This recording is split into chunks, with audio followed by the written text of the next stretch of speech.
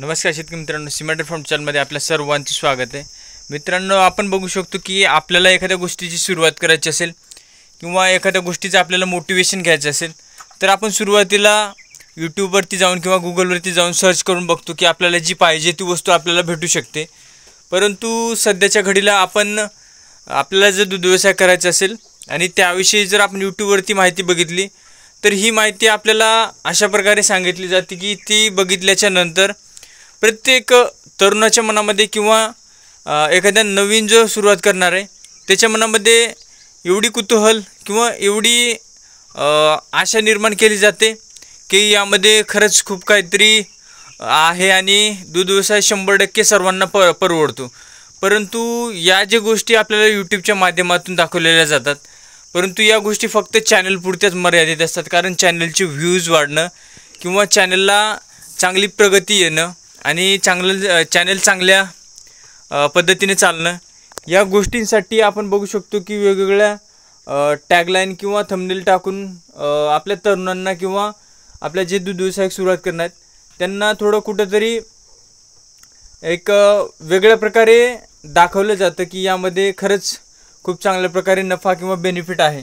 परंतु आपण जे शेतकरी मित्र करतोय किंवा जे दूध व्यवसाय करत आहेत त्यांनाच यामधलं खरं सत्य माहीत आहे. कारण सध्याला दुधाचे पडलेले रेट आणि आपण बघू शकतो की जे आपल्याला दाखवलं जातं की 10 गायींमध्ये 1 लाख उत्पन्न, एवढ्या म्हशींमध्ये तेवढं उत्पन्न.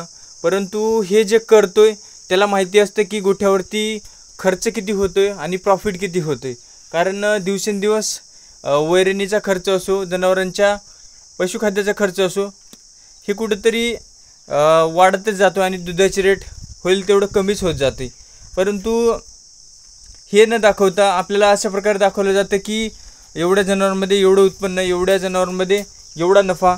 परंतु या गोष्टी खरंच आहेत का की आपल्या तरुणांची दिशाभूल केली जाते हे सुरुवातीला समजून घेणं गरजेचं आहे. कारण आपण नेमकं बघायचं काय, आपल्याला नेमकं हे समजलं पाहिजे की आपण यूट्यूबवरती माहिती घेतोय पण कोणत्या प्रकारची माहिती घेतोय हे पण महत्त्वाचं आहे. आपल्याला एक अशा प्रकारची माहिती हवी असते की जे स्वतः यामध्ये करतायत आणि ते स्वतः आपल्या गोठ्याची माहिती देत आहेत. की जसं की आपण बघू शकतो की मी स्वतः आपल्या गोठ्यावर जे गोष्टी घडत असतात ते आपल्या यूट्यूबच्या माध्यमातून तरुणांना सांगत असतो की अशा प्रकारे दूध व्यवसाय करा किंवा अशा प्रकारे फिडिंगचं, चाऱ्याचं व्यवस्थापन करा. परंतु जे आपल्याला सांगितलं जातं हे मलाही कुठंतरी तथ्य वाटत नाही. कारण 10 HF गायींमध्ये लाखाचं जर उत्पन्न शेतकरी काढत असेल तो प्रत्येक आज शेतकरी 100% दूध व्यवसाय केला असता शेतकऱ्यांनी प्रत्येक. कारण यामध्ये या गोष्टी कुठंतरी चुकीच्या वाटतात मला. त्यामुळं अशा यशोगाथा बघण्यापेक्षा जे आपले तरुण जे स्वतः माहिती सांगत असतात किंवा ज्यांचं यूट्यूब चॅनलला जे स्वतः माहिती देतात त्यांच्या चॅनलवरती जी माहिती ते सांगत असतात ती 100% खरी असते. कारण ते जे या अनुभवातून गेलेले असतात तेच ती माहिती आपल्या शेतकरी मित्रांना किंवा तरुण वर्गांना देण्याचा प्रयत्न करत असतात. कारण एक शेतकरी शेतकऱ्याला ओळखू शकतो. कारण शेतकऱ्याला फसवणं कुठंतरी एक चुकीची गोष्ट आहे. कारण शेतकरी साऱ्या जगाचा पोशिंदा आहे आणि तो आपल्या कुठंतरी कष्टातून आपलं विश्व निर्माण करण्याची कुठंतरी एक संधी शोधत असतो. आणि आपला तरुण वर्ग भरकटत जाण्यापेक्षा दूध व्यवसायाकडे वळत आहे. कारण त्यांना असं वाटतं की यामध्ये काहीतरी प्रॉफिट आहे. 100% आपण जर पूर्ण नियोजन आणि वेगवेगळ्या पद्धतीचं मार्गदर्शन घेतल्याच्या नंतर आपल्याला 100% दूध व्यवसाय परवडू शकतो.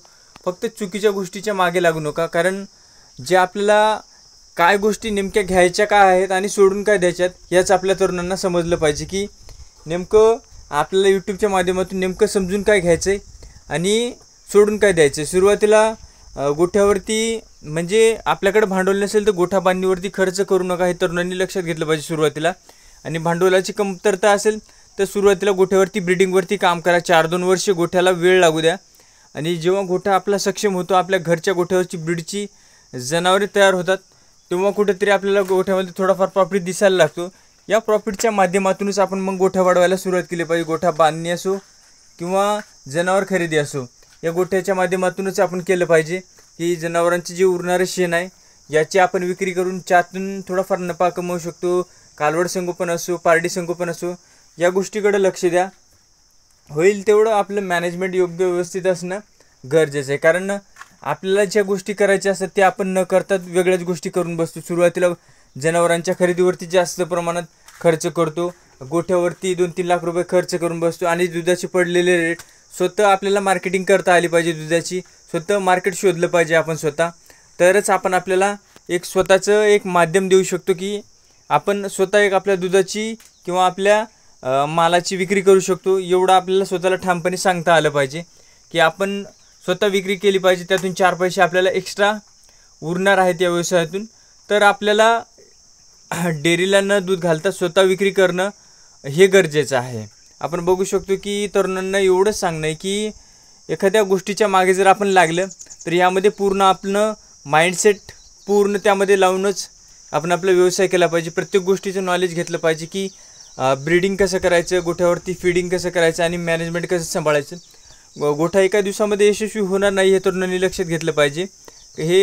याला थोडा वेळ लागू शकतो. फक्त आपण बघून विचार असा नाही केला पाहिजे की 2 ते 3 वर्षामध्ये माझा गोठा सक्सेसफुल होईल, मला 1 लाख रुपये उत्पन्न भेटेल. हे पूर्णपणे चुकीचं आहे.